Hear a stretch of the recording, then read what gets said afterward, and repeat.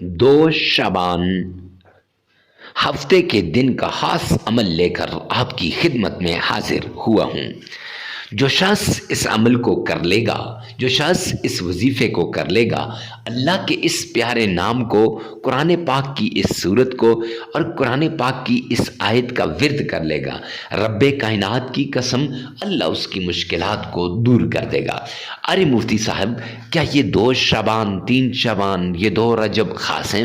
نہیں میرے بھائی، خاص نہیں ہوتے، لیکن یہ بات ضرور ہے کہ جب انسان کسی عمل کو کرتا ہے اور اسی دن شروع کر لے اور پھر اس عمل کو پوری نیت کے ساتھ کرے تو اللہ سبحانہ و تعالی اس کی ساری مشکلات کو دور کر دیتا ہے۔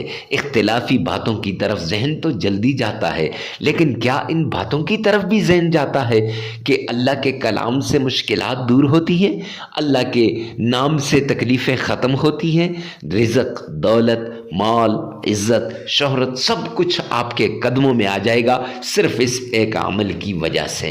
تو معزز سامعین کرام، آپ سے گزارش کرتا ہوں کہ یہ عمل کرنا مت بھولیے گا اور اس عمل کو آگے شیئر کرنا بھی مت بھولیے گا۔ یہ قرآن پاک کی وہ صورت ہے جس کے بارے میں فرمایا کہ مشکلات سے انسان کو ایسے نکالتی ہے جیسا کہ انسان ہر تکلیف سے اور ہر مصیبت سے نکل جاتا ہے اور آٹے میں سے بال نکلتا ہے، ایسے یہ مشکلات سے نکالتی ہے، ایسے نکالتی ہے گویا کہ یہ تکلیفیں، یہ مصیبتیں، یہ پریشانیاں نہیں تھیں، پہلے تھی ہی نہیں۔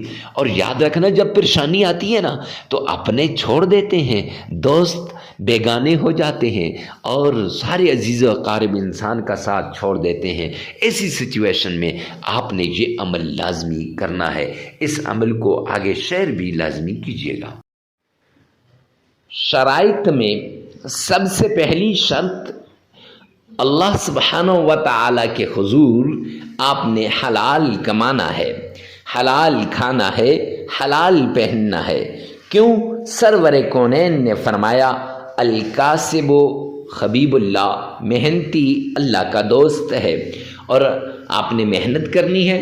اور دوسری ایک حدیث پاک میں سرور کونین نے فرمایا جو شخص حرام کا ایک لقمہ کھاتا ہے تو 40 دن تک اس کی کوئی عبادت قبول نہیں ہوتی، نہ نماز قبول ہوتی ہے، نہ اس کی اور کوئی عبادت قبول ہوتی ہے۔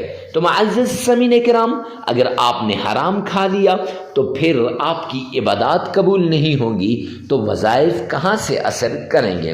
تو وہ وظائف کے مؤثر ہونے کے لیے پہلی شرط حلال کمانا، حلال کھانا، حلال پینا اور حلال پہننا ہے۔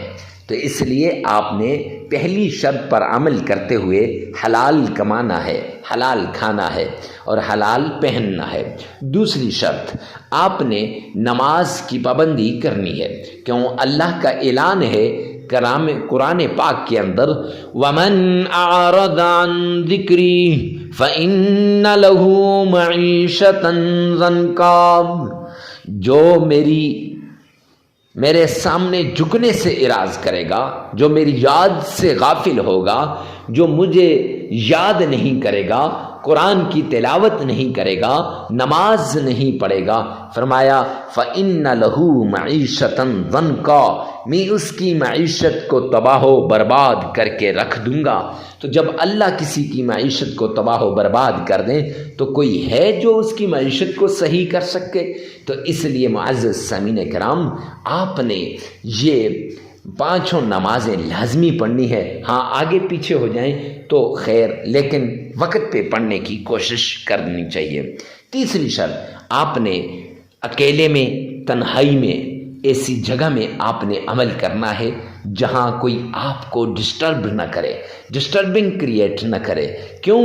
جب ڈسٹرب ہوں گے پھر وظیفے کی طرف دھیان نہیں رہے گا، جب دھیان نہیں رہے گا تو پھر معزز سامعین کرام کیسے وہ وظیفہ قبول ہوگا؟ لہٰذا وظیفہ کرتے وقت جس مشکل کے لیے، جس بیماری کے لیے، جس تکلیف کے لیے، جس چیز کے لیے آپ وظیفہ کر رہے ہیں، اس چیز کو، اس بیماری کو، اس مشکل کو، اس تکلیف کو آپ نے سامنے رکھنا ہے اور اس کو ذہن میں رکھ کر پھر آپ نے عمل کرنا ہے۔ انشاءاللہ یہ عمل آپ کے لیے آخری عمل ثابت ہوگا، آپ کی تکلیفیں دور ہو جائیں گی، آپ کی مصیبتیں ختم ہو جائیں گی۔ ہر طرح کی تکلیف سے نجات کے لیے آپ نے اس طریقے کو اپنانا ہے۔ یہ 3 شرائط ہیں، ان پہ لازمی عمل کیجیے گا۔ سب سے پہلے آپ نے درود پاک پڑھنا ہے آمنہ کے لال عبداللہ کے در یتیم جناب نبی کریم صلی اللہ علیہ وآلہ وسلم کی شان میں۔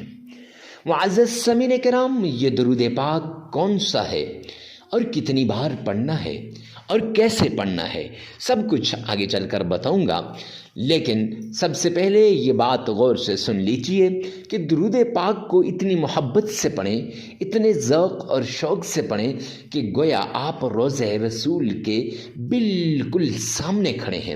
اور میرے آقا مدنی کریم صلی اللہ علیہ وسلم نے بتایا کہ دنیا کے کسی کونے پر بھی آپ کھڑے ہو کر درود پاک پڑھیں تو وہ درود پاک سرور کونین تاجدار مدینہ جناب نبی کریم صلی اللہ علیہ وآلہ وسلم تک پہنچایا جاتا ہے۔ تو معزز سامعین کرام، اتنے ذوق اور شوق سے آپ نے درود پاک پڑھنا ہے تاکہ ایک درود پاک سے ہماری مشکلات دور ہو جائیں۔ تو وہ درود پاک کون سا ہے؟ وہ نماز والا جسے ہم درود ابراہیمی کہتے ہیں۔ کتنی بار پڑھنا ہے؟ تو معزز سامعین کرام 3 بار پڑھیے گا۔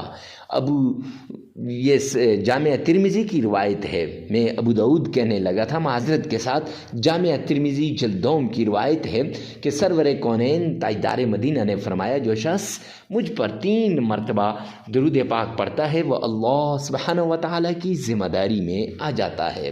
تو جب ہم اللہ کی ذمہ داری میں آ جائیں تو ہمارے کام غیب سے ہونے لگ جائیں گے۔ تو معزز سامعین کرام، درود پاک میرے ساتھ مل کے پڑھیے گا۔ پڑھنا کیسے ہے تو آئیے آپ کو بتا دیتے ہیں۔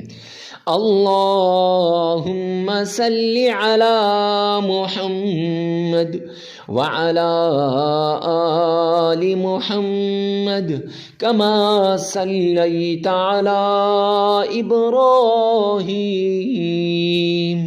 وعلی آل ابراہیم انک حمید مجید۔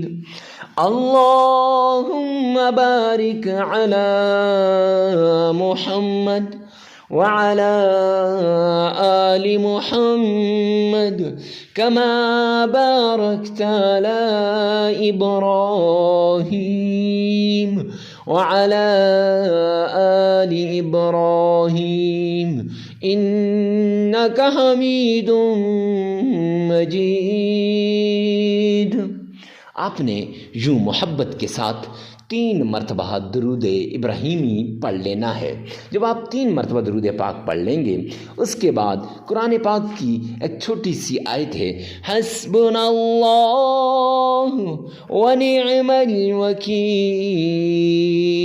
یہ آیت آپ نے صرف 41 ٹائمز 41 مرتبہ پڑھ لینی ہے، اور پھر اللہ کریم کے وہ نام جو اسم اعظم ہے، 7 زمینوں 7 آسمانوں سے بڑے اسم اعظم، وہ کون سے نام ہیں؟ یا سلام یا غنی، یا سلام یا غنی، 1001 بار یا سلامو یا غنیو یہ پڑھنا ہے۔ دونوں کو تسبیح کے 1 دانے پہ آپ نے پڑھنا ہے۔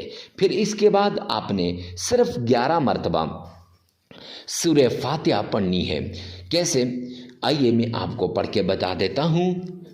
اعوذ باللہ من الشیطان الرجیم، بسم اللہ الرحمن الرحیم، الحمد للہ رب العالمین، الرحمن الرحیم، مالک یوم الدین، إياك نعبد وإياك نستعين، اهدنا الصراط المستقيم، صراط الذين أنعمت عليهم غير المغضوب عليهم ولا الضالين،